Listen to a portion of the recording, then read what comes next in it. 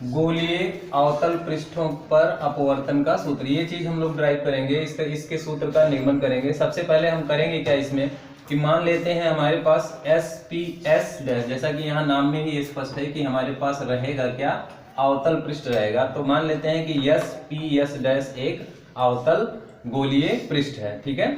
और ये किसी भी पदार्थ का बना हो सकता है। इसका मैंने मान लिया है कि माध्यम जो जिस पदार्थ का ये बना हुआ है, मान लो अगर कांच का बना है तो कांच का अपवर्तनांक कितना है, n2 है। इसको हमने माध्यम 2 मान लिया है। और ये गोलीय पृष्ठ जो है ऐसे माध्यम में रखा है, ऐसे माध्यम में रखा है, वो हवा भी हो सकता है, ऐसे माध्यम में रखा है जिसका अपवर्तनांक कितना है, n1। अब इसके सामने अगर हम कोई वस्तु रख देंगे कहीं पर भी, तो उस वस्तु से चलने वाली प्रकाश की किरणें इस पर आपतित होंगी और अपवर्तन की घटना होगी। आपका ये देखिए विरल माध्यम एक तरह से हो जाएगा और ये आपका सघन माध्यम हो जाएगा। तो प्रकाश की किरणें जब विरल माध्यम से सघन माध्यम में जाएंगी तो वो अपने अभिलंब की तरफ झुक जाएंगे। अब देखिए हम यहाँ से दो प्रकाश की किरणें चला रहे हैं, ये रहा अपना वस्तु, और वस्तु से हम दो प्रकाश की किरणें चला रहे हैं, एक चला रहे हैं इस तरह से और दूसरी चला रहे हैं इधर। तो जो भी प्रकाश की किरण इस तरह से जाकर के इस पृष्ठ पर आपतित होगी तो वहां पे अपवर्तन होगा। अपवर्तन के बाद क्योंकि विरल माध्यम से सघन माध्यम में जा रही है प्रकाश की किरण, तो वो अपने अभिलंब की तरफ झुक जाएगी। अब पहले अभिलंब ड्रा कर लेते हैं। देखो गोलीय पृष्ठों के केस में, अपवर्तन के केस में जो है आप अभिलंब हमेशा वक्रता केंद्र से ही ड्रा करेंगे। मान लेते हैं इसका ये वक्रता केंद्र है C, तो वक्रता केंद्र से हमने क्या किया, इस बिंदु पर एक लंब खींच दिया, वो इसका अभिलंब होगा, उसको मैंने n कह दिया, यानी Cn जो है इसका अभिलंब है, ठीक। अब जब हमारे पास ये प्रकाश की किरण यहाँ से चली तो देखिए अपवर्तन हुआ। अपवर्तन के बाद प्रकाश की किरण को अगर ये दोनों का अपवर्तनांक 1 होता दोनों माध्यम का, तो अब प्रकाश की किरण क्या होती है, ऐसे सीधे निकल जाती है ना, लेकिन सीधे नहीं निकली, किधर मुड़ गई, अपने अभिलंब की तरफ झुक गई। इसका नॉर्मल यही है, बात समझ रहे हो ना। तो अपने नॉर्मल की तरफ झुक गई। दूसरी चीज है, दूसरी प्रकाश की किरण जो थी उसको वो सीधे ऐसे निकल गई। तो जहां से देखिए ये प्रकाश की किरण बेंड हुई है, जहां से मुड़ी है वहां से हम उसको पीछे की तरफ बढ़ा दे रहे हैं। जैसे इधर झुकी तो इसको हम ऐसे पीछे की तरफ बढ़ाए तो यहाँ पर आकर कट कर रही है। और ये वाली जो प्रकाश की किरण गई थी ये तो सीधे निकल गई, बट आभासी रूप से अगर हम पीछे इसको बढ़ाएं तो दोनों आकर के इसी बिंदु पर कट करेंगे। और जिस बिंदु पर कट करेंगे वहीं पर क्या बनेगा, आपका प्रतिबिंब बन जाएगा। प्रतिबिंब आपका आभासी होगा, समझ रहे हो ना। तो इस तरह से आभासी प्रतिबिंब आपका यहाँ पे प्राप्त होगा। अब जो है हम मान लेते हैं, देखो तीन चीजें अपने पास हो गई, O I C। ओ मान लेते हैं कि जो मतलब हमने प्रकाश की किरण आपतित करवाई थी वो अल्फा एंगल बना रही थी, किससे, मुख्य अक्ष से। जो इमेज बन रहा है, इमेज या जो अपवर्तित होकर के किरण मुख्य अक्ष को काट रही है उसके बीच में बीटा कोण बन रहा है। और जो अभिलंब हमने खींचा था वो मुख्य अक्ष के साथ गामा किरण बना रहा है। फिर हम क्या करते हैं, जहां पर ये प्रकाश की किरण OA आपतित हुई थी वहां से मुख्य अक्ष पर एक हम लंब डाल देते हैं AM। तो हमने ये लंब डाल दिया AM, और इसकी लेंथ जो है हम मान लेते हैं कि h है। बात समझ रहे हो ना। अब देखो आप सभी को पता होता है जहां से वस्तु रखी होती है ध्रुव, ये जो बिंदु P है इस अवतल गोलीय पृष्ठ का क्या है, ध्रुव है मान लेते हैं।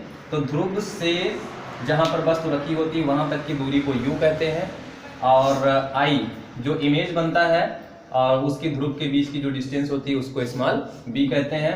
और ये रहा आपका वक्रता केंद्र, वक्रता केंद्र से ध्रुव के बीच की दूरी जो होती है वक्रता त्रिज्या कहलाती है, अर्थात उसको हम कैपिटल R कहते हैं। चीजें क्लियर हुई भैया। तो इतनी चीजें अगर आपको समझ में आई हैं तो अब आगे की कहानी एकदम आसान है। इसमें हम लोग लगाएंगे स्नेल का नियम। तो सर्वप्रथम देखिए, अब हम एक चीज और यहाँ पर ध्यान देंगे कि जैसे हमारे पास हम त्रिभुज देख रहे हैं, हम कह रहे हैं यहाँ पर कह देते हैं कि त्रिभुज, कौन सा त्रिभुज, OCA। अगर OCA की बात करें तो अगर हम गामा बराबर आपसे पूछें तो केवल त्रिभुज आप क्या देखोगे, OCA, यानी ये वाले त्रिभुज की मैं बात कर रहा हूं। और ये वाले त्रिभुज के लिए गामा क्या है, बाह्य कोण है ना, ये देखिए बाह्य कोण है। और बाह्य कोण जो होता है वो शेष दोनों कोणों के योग के बराबर, शेष दोनों आंतरिक कोणों के योग के बराबर होता है। इससे मतलब कहने का ये है कि अगर आपके पास कोई इस तरह से त्रिभुज है और ये A है, ये B है, ये C है ना, ये वाला कोण कितना है C। तो आप कह सकते हो ना कि कोण C इज इक्वल टू कोण A प्लस कोण B। ऐसा आपने त्रिभुज की प्रमेय में पढ़ा होगा, समझ रहे हो ना। तो इसी कॉन्सेप्ट का बस हम इस्तेमाल करने वाले हैं और इसी से अपना काम हो जाएगा। तो गामा बराबर का इसी प्रकार हम यहाँ पर लिखना चाहें तो गामा बराबर अपने पास देखो, मैं ये त्रिभुज ले रहा हूँ तो अल्फा और प्लस ये वाला एंगल कितना है आई है। अच्छा ये समझ लो एंगल आई कहाँ से आ गया। एंगल आई आप देखिए, आई होता क्या है, जब प्रकाश की किरण आपतित होती है तो आपतित किरण और अभिलंब के बीच बना कोण। अब देखिए आपतित किरण अपने पास तो OA है और अभिलंब अपने पास CA है ना। तो इसके बीच में जो बना कोण होगा वो आई हो जाएगा, समझ रहे हो ना। और उसके बाद में जब अपवर्तित हो जाती है किरण तो अपवर्तित किरण और अभिलंब के बीच बना कोण R होता है। तो ये हो गया अपना R। और यही चीज देखिए शीर्षाभिमुख कोण बराबर होते हैं, यही कॉन्सेप्ट यहाँ पर लगाएंगे तो ये वाला जो चीज मिल जाएगा हमको वो भी क्या मिल जाएगा, R मिल जाएगा। समझ पा रहे हो इसको। जैसे इस तरह से इधर हम देखते हैं अपने पास ये ऐसे प्रकाश की किरण थी, यहाँ पर आपतित हुई, मान लो ये बिंदु A है तो यहाँ पर आपतित हुई और हमने इधर खींचा है अभिलंब, हमने इधर खींचा है अभिलंब, ये अपने पास अभिलंब है। अब ये प्रकाश की किरण अभिलंब की तरफ झुक गई तो अभिलंब की तरफ झुक तो गई, लेकिन जब मैं इसको पीछे की तरफ बढ़ाऊंगा, जो झुकी हुई किरण है ना, जितना बेंड हुई वही पीछे की तरफ बढ़ा रहा हूँ, तो ये बढ़ा रहा हूँ तो ये तो आपका अभिलंब है और ये अपवर्तित किरण है। तो इसके बीच अभिलंब और अपवर्तित किरण के बीच बना कोण R होता है, स्मॉल r। तो अब आप देखिए क्या ये वाला एंगल R नहीं हो जाएगा, ये वाला एंगल भी आपका R हो जाए। तो सेम वे में हमने यहाँ पर कर लिया है, क्योंकि ये चित्र छोटा हो गया इस वजह से हो सकता है थोड़ा सा प्रॉब्लम, बट आप समझने की कोशिश करिए यहाँ पर, इसीलिए मैंने इसको समझा दिया। तो ये वाला कोण हो गया R और ये वाला पूरा कोण हो जाएगा I। तो हम कहेंगे गामा की बात कर रहे हैं तो गामा इक्वल टू हो जाएगा अल्फा प्लस I हो जाएगा। और यहाँ से ही हम I निकाल लेते हैं, I बराबर क्या हो जाएगा, गामा माइनस अल्फा। इसी प्रकार हम दूसरा त्रिभुज ले लेते हैं। त्रिभुज कौन सा त्रिभुज भैया, ICA। त्रिभुज ICA में या से, तो ICA लेंगे तो यही चीज फिर इसमें भी मैं लिखूंगा गामा बराबर अगर मैं देखूं यहाँ पर तो ये हो जाएगा बीटा प्लस R। बिल्कुल सही, आप सही बोले हैं एकदम, बीटा प्लस R हो जाएगा। यहाँ पर हमको मिल जाएगा gamma equal to beta plus R मिल जाएगा। तो ये दो चीजें जब हमको मिल जाएंगी और यहाँ से भी हम निकाल लेंगे R बराबर हम क्या निकाल लेंगे भैया, हमको मिल जाएगा गामा माइनस बीटा मिल जाएगा। तो ये दोनों चीजें हो गई।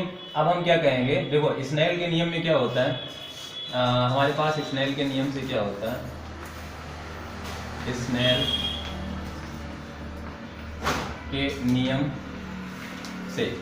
के नियम से क्या हो जाएगा, हमारे पास स्नेल के नियम से हो जाएगा साइन I बटा साइन R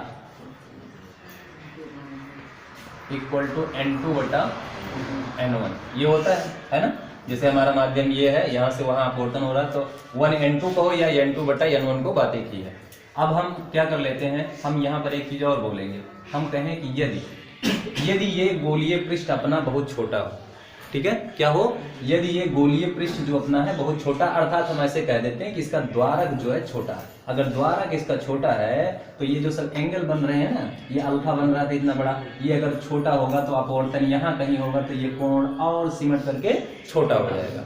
उस स्थिति में क्या होगा, बहुत सूक्ष्म या छोटे कोण के लिए साइन I का मान I के बराबर हो जाता है। जब बहुत छोटा कोण होता है तो साइन I का मान बराबर I, साइन R का मान बराबर R, मतलब जितने भी त्रिकोणमितीय। क्यों ऐसा क्यों होता है, क्योंकि साइन I या साइन कोसाइन टैन कॉट कुछ भी है ना, ये सब भुजाओं के अनुपात होते हैं। और अगर भुजाओं के अनुपात क्या है, आपके भुजाएं ही छोटी हो जाएंगी तो उस स्थिति में लगभग आपका क्या हो जाता है, चीजें बराबर हो जाती हैं और वो सब वैल्यू जो है कोण के लगभग बराबर आ जाता है ना। तो इस तरह से हम यहाँ पर कह सकते हैं कि साइन I बटा साइन R बराबर ये हो जाएगा। और अगर ये हमारा क्या हो, जो पृष्ठ है वो काफी छोटा हो, गोलीय पृष्ठ अवतल पृष्ठ हो वो छोटा हो, तो उस स्थिति में साइन I लगभग बराबर होगा I के और साइन R बराबर होगा लगभग R। ठीक, तो इसको हम यहाँ पे रख लेते हैं, ये हो जाएगा अपने पास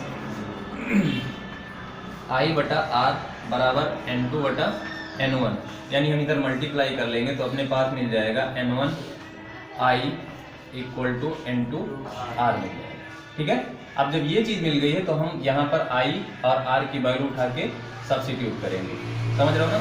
तो i का मान यहाँ से उठाइए, ये हो जाएगा n1, i की जगह पे गामा माइनस अल्फा बराबर n2, और r ये क्या है r की जगह पे हम लिख देंगे गामा माइनस बीटा। हो जाएगा भैया, क्या हो जाएगा n1 times gamma minus alpha बराबर n2 times gamma minus beta हमको मिल जाएगा। अब हम इसको मल्टीप्लाई कर लेते हैं तो अपने पास क्या हो जाएगा n1 gamma minus n1 alpha बराबर n2 gamma minus n2 beta. बस अब ये अच्छा चलो अभी और थोड़ा सा कर लेते हैं, इसको उठा लाते हैं, अल्फा वाले को इकट्ठा कर लेते हैं। ये अल्फा वाला ये इस तरह से एक तरफ कर लो और गामा को एक तरफ कर दे, तो इसको मुझे लगता है मैं इधर इसको ले लूँ तो ये हो जाएगा n1 alpha minus n2 beta और बराबर इसको मैंने इधर भेजा है, तो इसको मैंने अगर इधर भेजा है तो ये हो जाएगा n1 gamma minus n2 gamma. समझ रहे हो ना, मैंने क्या किया, इसको उधर भेज दिया और इसको इधर भेज दिया, ठीक है ना, तो सही है अपना। अब इस यहाँ से मैं क्या कर सकता हूँ, n1 दोनों में है तो कॉमन कर सकता, सॉरी गामा हम यहाँ से कॉमन कर सकते हैं, तो n1 माइनस n2 हो जाएगा और इधर हो जाएगा n1 alpha minus n2 beta. बस यहीं पर चीज़ों को मैं रोकूंगा, ये हम समीकरण 2 कह देते हैं, इसको हमने कहाँ गाया, ये समीकरण 1, ठीक है। अब आगे की चीजें हम देखो क्या करने वाले हैं, हम लोग अब एंगल का इस्तेमाल करके ये tan अल्फा tan बीटा और इस तरह से कहेंगे। हम कहेंगे यदि कोण बहुत छोटा हो, कौन सा कोण, कोण बहुत छोटा हो, अर्थात कोण छोटा होने का तात्पर्य क्या, कोण छोटा होने का तात्पर्य यह है कि ये जो एस पी एस डैश एक अवतल आपने गोलीय पृष्ठ लिया है, इसका द्वारक छोटा हो जाए, उस स्थिति में अल्फा बीटा गामा भी बहुत छोटे हो जाएंगे, और अल्फा गामा बीटा बहुत छोटे हो गए तो tan अल्फा, मैंने भी आपको बताया tan अल्फा का हो चाहे tan बीटा का हो चाहे tan गामा का हो, या sin alpha sin beta sin gamma, मतलब किसी भी चीज का जो अनुपात होगा वो हमेशा क्या हो जाएगा, उस एंगल के बराबर हो जाएगा। तो इस तरह से हम यहाँ से कह सकते हैं कि अल्फा बराबर tan अल्फा, और tan अल्फा अगर हम वैल्यू निकालें कहाँ से दिया, OAM से, OAM से, है ना, अल्फा यहाँ से निकाल सकते हैं ना, तो कितना हो जाएगा H अपान OM, और उस स्थिति में क्या हो जाएगा, चलो अच्छा पहले कह लेते हैं इसको, H अपान OM, ठीक है। देखिए अल्फा बराबर जब हमको मिल जाएगा tan अल्फा H अपान OM, तो अब हम इसको अल्फा की जगह पे क्या कह सकते हैं, H अपान OM। तो अगर द्वारक छोटा होगा तो m पॉइंट शिफ्ट हो जाएगा P की तरफ, और जो आपने पास OM था वो लगभग बराबर होगा OP के, तो यहाँ पर हमने जो ये OM का है यहाँ पर हम OP लिख देते हैं, और इस तरह से ये हो जाएगा H upon minus U। OP की जगह पे हम U लिख सकते हैं, लेकिन ये कॉनकेव मिरर के जैसा कुछ है या अवतल लेंस है, तो यहाँ पर U क्या होता है, नेगेटिव होता है। तो इस तरह से अपने पास हो जाएगा अल्फा बराबर, इसी प्रकार क्या हो जाएगा,